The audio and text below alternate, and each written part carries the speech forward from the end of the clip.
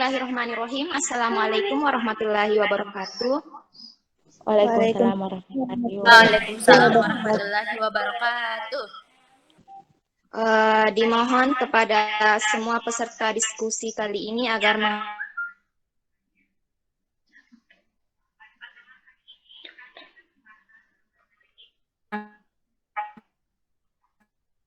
keuangan, kas dan piutang pada tugas akuntansi keuangan.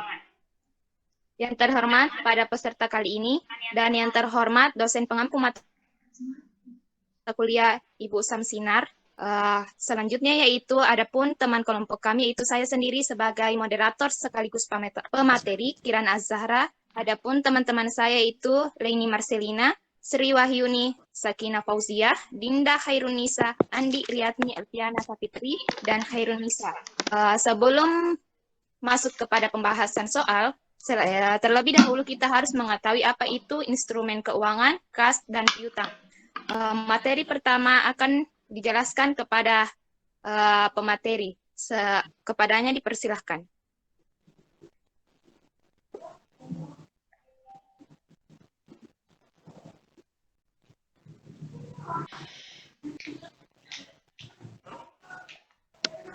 Baik.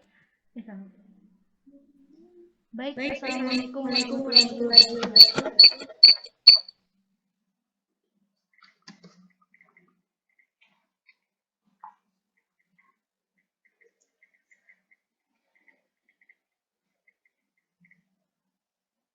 Adapun pengertian dari instrumen keuangan. Instrumen keuangan adalah suatu kontrak yang menambah nilai aset, liabilitas keuangan atau instrumen ekuitas.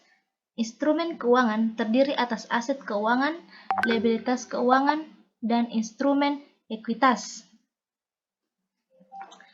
Bentuk dan jenis instrumen keuangan. 1. Aset keuangan. Aset keuangan terbagi menjadi 4. Yang pertama, aset keuangan yang diukur pada nilai wajar melalui laporan rugi laba. 2. Investasi dimiliki hingga jatuh tempo. 3. Pinjaman diberikan dan piutang. Yang keempat, aset keuangan tersedia untuk dijual. Yang kedua, liabilitas keuangan. Liabilitas keuangan terbagi menjadi 2, yakni liabilitas keuangan yang diukur pada nilai wajar melalui laporan laba rugi komprehensif, kemudian liabilitas lainnya. Yang ketiga, instrumen ekuitas. Instrumen ekuitas terbagi menjadi 3. Yang pertama, instrumen ekuitas biasa. 2. Instrumen ekuitas manajemen. Yang ketiga, instrumen ekuitas sintesis. Selanjutnya, yang keempat, instrumen derivatif. Terbagi menjadi 2, yakni instrumen biasa, derivatif biasa dan derivatif melekat. Yang kelima, instrumen lindung nilai. Yang terbagi atas 3, yakni atas nilai wajar, atas arus kas, atas investasi neto pada operasi luar negeri. Selanjutnya, konsep pengakuan dan pengukuran instrumen keuangan. Pada pengakuan awal, aset keuangan diukur dengan nilai wajar pada tanggal perolehan. Biaya transaksi yang dapat diatribusikan untuk perolehan aset keuangan akan dikapitalisasi untuk aset keuangan selain laporan laba rugi komprehensif atau FVPL. Biaya transaksi terkait FVPL diakui sebagai beban dalam laba rugi. Setelah pengakuan, FVPL diukur dengan nilai wajar dan selisih dengan nilai wajar diakui dalam laporan laba rugi komprehensif. AFS diukur dengan nilai wajar dan selisih dengan nilai wajar dikurangi, mengurangi atau menambah ekuitas atau diklasifikasikan sebagai pendapatan komprehensif. Selanjutnya, penyajian dan pengungkapan. Penyajian aset keuangan dalam laporan keuangan diatur khusus dalam PSAK 50 atau revisi 2010, Instrumen Keuangan Penyajian.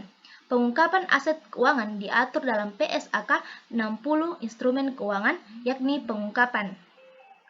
Yang selanjutnya, mungkin saya kembalikan kepada moderator. Terima kasih atas pemaparan materi yang telah disampaikan oleh teman kita, yaitu Sri Wahyuni. Materi selanjutnya akan disampaikan oleh teman kita yaitu Sakina Fauzia. Kepadanya dipersilahkan. Baik, yaitu aset keuangan. Nah, bentuk aset keuangan ada 4. Yang pertama yaitu aset keuangan diukur dengan nilai wajar melalui laba rugi atau fair value to profit and loss atau disebut dengan FVPL. Nah, yang kedua yaitu investasi dipegang hingga jatuh tempo atau held to maturities atau singkatannya yaitu HTM, dan selanjutnya yaitu pinjaman yang diberikan atau piutang atau loans or receivable atau LR. Dan yang terakhir yaitu aset keuangan tersedia untuk dijual atau available to sell atau AFS. Nah, materi selanjutnya yaitu reklasifikasi aset keuangan. Mungkin teman-teman ada yang bertanya tentang apa sih itu reklasifikasi? Reklasifikasi adalah pemindahan akun dari suatu pos ke pos yang lain. Nah, reklasifikasi akun dalam kondisi tertentu sesuai dengan PSAK nomor 55 revisi tahun 2011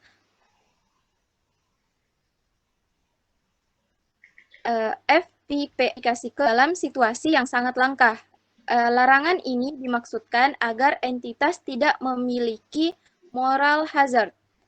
Moral hazard yaitu dalam ilmu ekonomi, moral hazard menggambarkan suatu ketentuan bentuk pelanggaran etika, reguler, dan kontrak. Nah, menggunakan klarifikasi untuk memanajemen laba.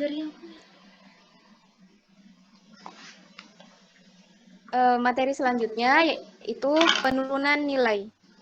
Penurunan nilai aset keuangan atau kelompok aset keuangan mengalami penurunan nilai apabila tercatat atau biaya perolehan diamortisasi lebih tinggi daripada nilai yang dapat diperoleh kembali.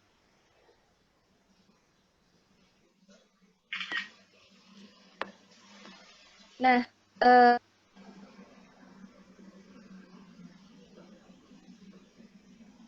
penghentian pengakuan keuangan jika melanggar dua hal tersebut. Yang pertama yaitu hak kontraktual atas arus kas yang berasal dari aset keuangan tersebut berakhir. Nah, yang kedua yaitu entitas mentransfer aset keuangan yang memenuhi kriteria penghentian pengakuan. Nah, pembahasan kali ini yaitu kas. Untuk mengawali pembahasan kas,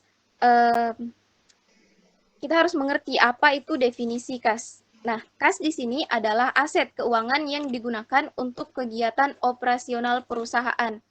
Kas merupakan aset yang paling liquid atau yang paling lancar karena dapat digunakan untuk membayar kewajiban dalam suatu perusahaan.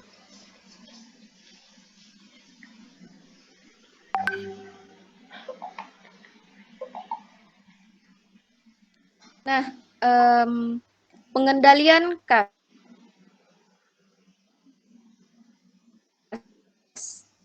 Acara yang pertama yaitu terdapat pemisahan tugas antara pihak yang melakukan otorisasi dengan pembayaran, pihak yang melakukan pengelolaan kas dan pencatatan, pihak pengguna dan pihak pembayar. Yang kedua yaitu penggunaan lemari besi atau yang biasa disebut dengan brankas untuk menyimpan kas atau di ruangan tertutup dengan akses terbatas. Nah, yang ketiga yaitu penerimaan dan pengeluaran kas menggunakan rekening yang berbeda. Yang keempat, pengeluaran uang dilakukan melalui bank dan menggunakan terdapat pengendalian pencatatan oleh pihak lain. Dan yang terakhir yaitu penerimaan kas dilakukan melalui bank untuk keamanan dan pengendalian pencatatan.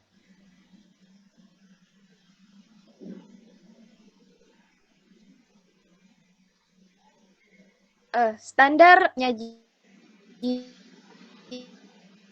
kas dalam pelaporan dan pengungkapan kas dalam pelaporan keuangan meliputi pengungkapan kebijakan akuntansi dan informasi rincian kas yang dimiliki perusahaan. Kebijakan akuntansi kas menjelaskan secara umum komponen kas dan bagaimana perusahaan mengklasifikasikan kas. Mungkin cukup sekian yang dapat saya jelaskan. Saya kembalikan ke moderator.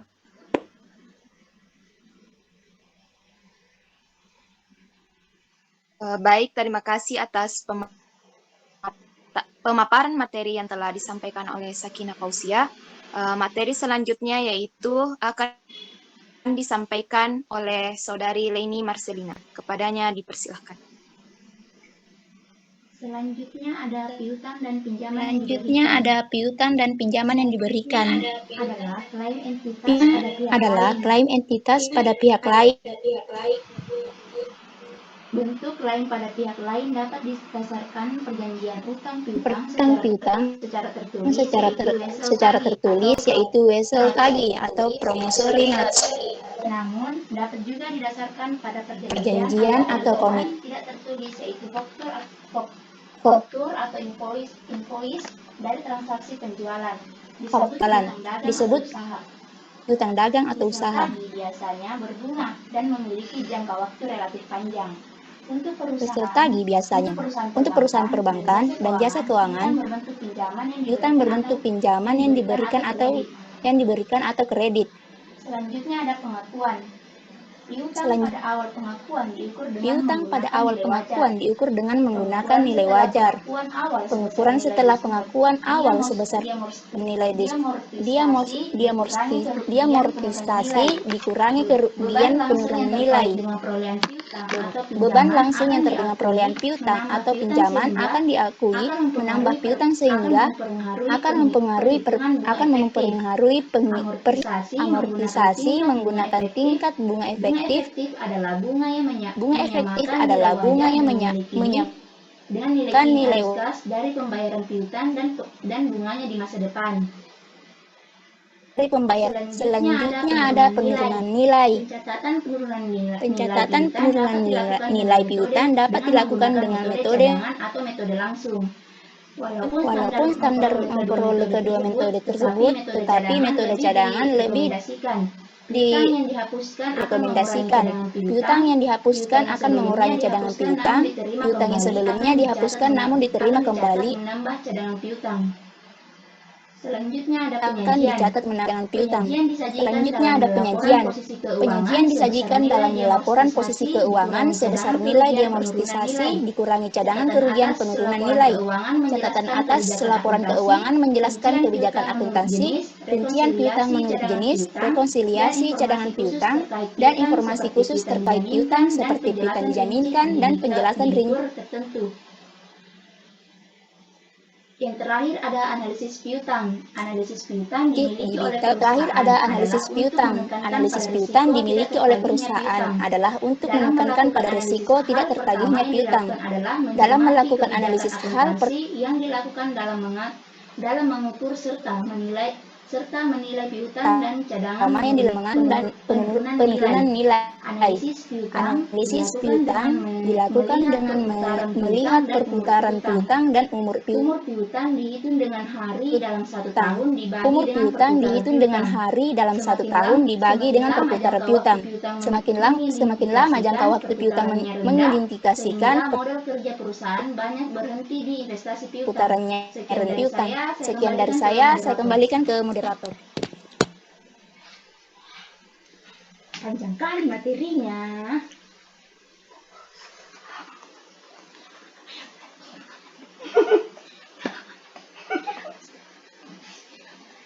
Baik, terima kasih atas pemaparan materinya. Itulah tadi beberapa pembahasan materi yang disampaikan oleh teman-teman kita. Selanjutnya yaitu pembahasan soal-soal yang telah diberikan oleh dosen. Kepada Saudari Leni, diharap untuk membuka file pembahasan soalnya terlebih dahulu.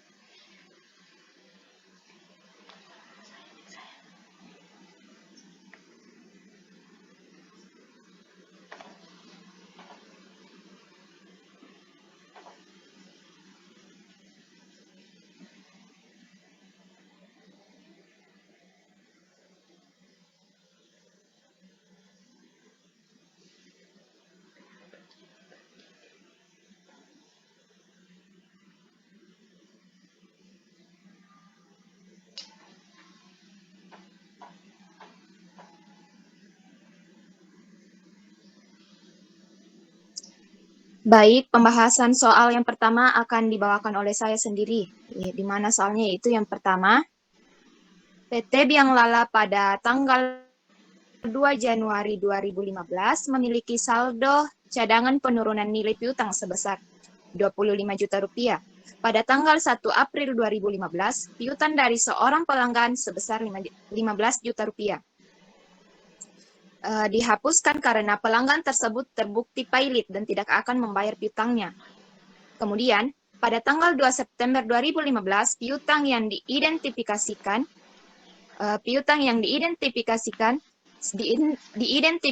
signifikan yang sebutkan nilainya dilunasi sebesar nilai tercatatnya. Nilai piutang tercatat sebesar 36 juta rupiah, terdiri dari nilai piutang bruto sebelumnya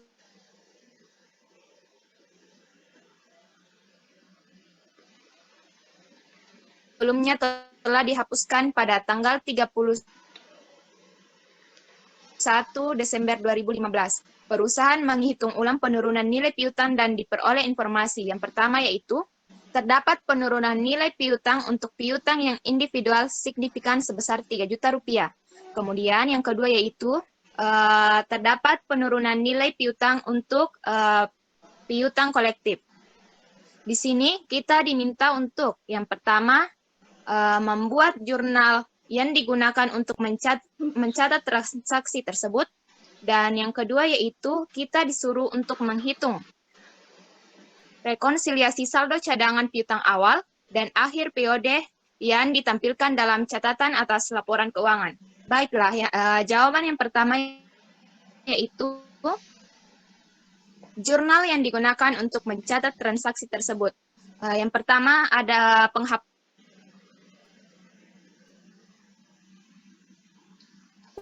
P11 yaitu cadangan penurunan nilai piutang dagang sebesar 15 juta rupiah. Yang kedua,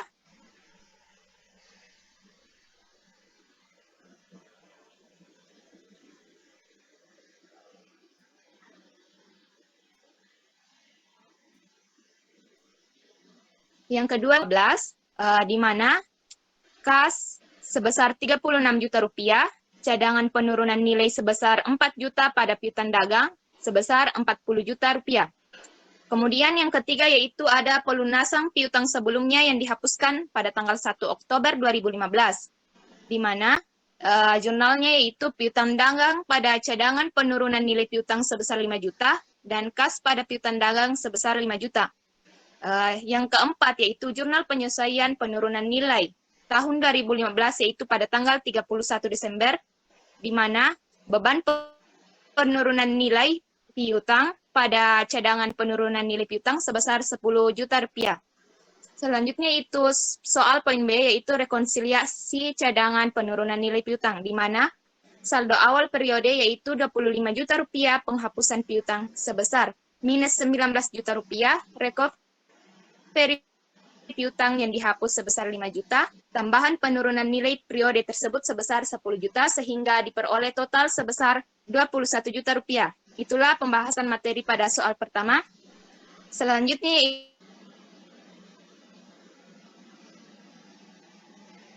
itu pembahasan kepadanya dipersilahkan.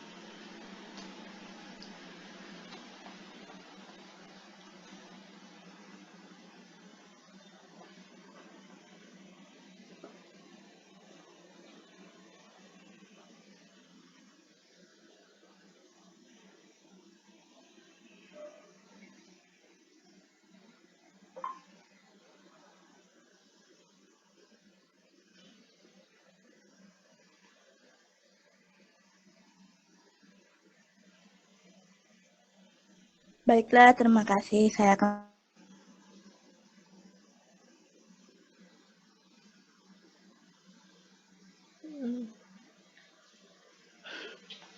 membaca soal pinjaman tersebut diberikan bunga 6% yang akan dibayarkan setiap akhir tahun. Pinjaman tersebut akan dikembalikan secara cicilan selama 4 tahun masing-masing 100 juta. Bunga dikenakan atas saldo pinjaman yang belum dibayarkan berdasarkan tingkat bunga yang disepakati 6%. Pada saat memberikan pinjaman tersebut, biaya transaksi yang dapat di 9 juta. Biaya tersebut tidak mengurangi kredit yang diberikan. Pertama, hitung bunga efektif pinjaman tersebut dan persen terdekat. B. Buatlah tabel skedul pembayaran pinjaman. C. Buatlah jurnal yang dibuat pada saat pembayaran angsurannya. Baiklah, terima kasih. Persilakan kepada moderator. Baik, kepada Saudari Andi Riyadmi agar memaparkan jawabannya pada poin A, kepadanya dipersilahkan.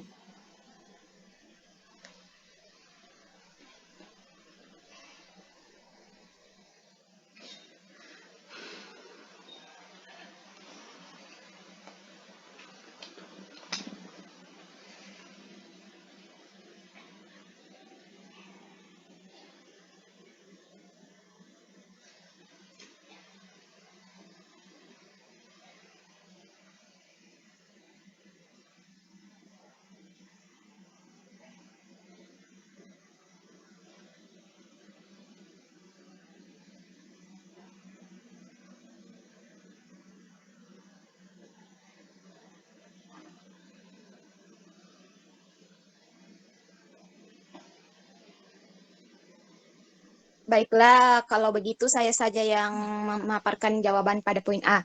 Yaitu di sini kita diminta untuk menghitung bunga efektif pinjaman dalam persen terdekat, di mana pinjaman awalnya itu sebesar 400 juta, diketahui bunganya yaitu sebesar 6% dan waktunya yaitu 4 tahun dan dicicil 4 kali. Di sini administrasinya sebesar 9.080.990 rupiah, di mana ini merupakan dibayar di muka, di mana bunga bulan pertama yaitu 400 juta dikurang 1 dikurang 1 dikali 100 juta, kemudian dikalikan 6%, didapat 24 juta. Itu merupakan bunga bulan pertama. Bunga bulan kedua yaitu 400 juta dikurang 1 dikali 100 juta dikali dengan bunganya 6%, diperoleh hasil 18 juta. Itu merupakan bunga bulan yang kedua. Kemudian bunga bulan ketiga, 400 juta dikurang 3 dikurang 1 dikali 100 juta dikali 6%, sama dengan 12 juta. Itu merupakan bunga bulan ketiga. Kemudian bunga bulan keempat yaitu 400 juta dikurang 4 dikurang 1, kemudian dikalikan 100 juta dikali 6%, sebesar 6 juta. Itu merupakan bunga bulan keempat.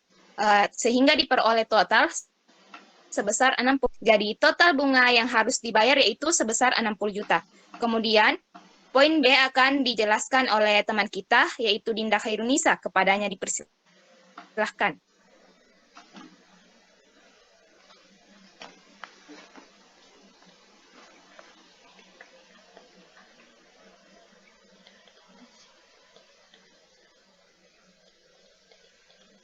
Di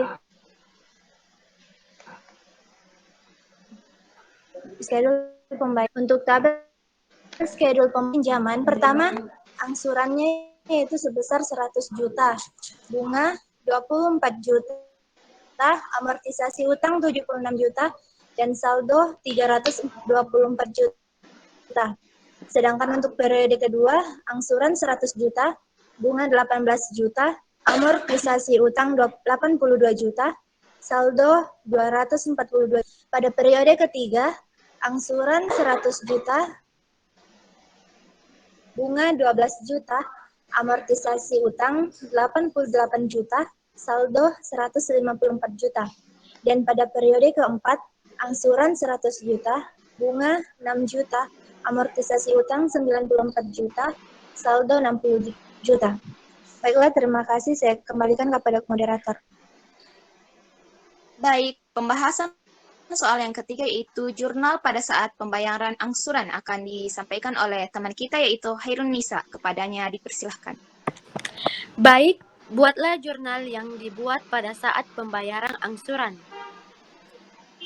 Adapun penyelesaiannya yaitu jurnal pada saat pembayaran angsuran periode 1.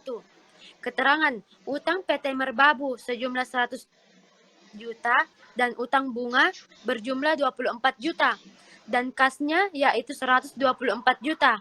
Adapun periode kedua yaitu utang PT Merbabu 100 juta dan utang bunga 18 juta. Kasnya berjumlah 118 juta. Periode ketiga, utang PT Merbabu sejumlah 100 juta dan utang bunga berjumlah 18 juta dan kasnya yaitu 118 juta. Dan yang terakhir adalah periode utang PT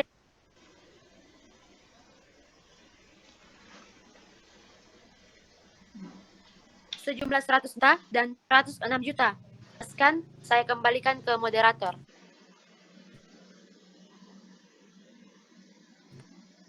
Terima kasih. Materi dan pembahas soal yang telah disampaikan oleh saya dan teman-teman saya. Kami dari kelompok 2 pamit undur diri dan apabila ada kesalahan kata atau